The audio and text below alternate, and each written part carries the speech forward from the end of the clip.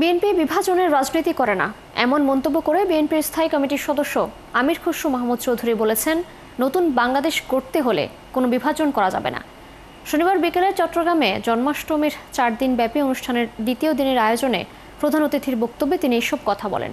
আমির খসরু বলেন, আগামীতে অসাম্প্রদায়িক ও সংখ্যালঘু শব্দ দুটি শুনতে চায় না বিএনপি। ধর্ম, বর্ণ ও সংস্কৃতি নিয়ে অতীতে যারা বিভক্তি সৃষ্টি করেছে তাদের বিদায় নিতে হয়েছে। তিনি বলেন, দেশে সবার ধর্ম থাকবে, সংস্কৃতি থাকবে, সবাই তাদের নিজ নিজ ধর্মীয় উৎসব পালন করবে।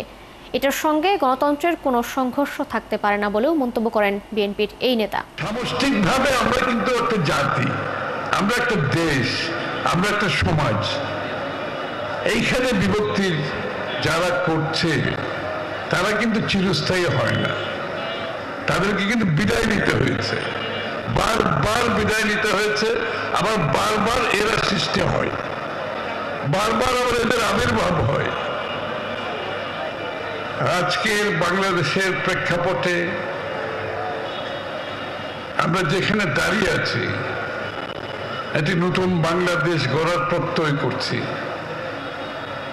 মানুষের যে আকাঙ্ক্ষা জেগেছে, মানুষের যে প্রত্যাশা জেগেছে, এটা পূরণ করতে হলে আমাদের বিভক্তির কোনো সুযোগ এখানে রাখা যাবে না।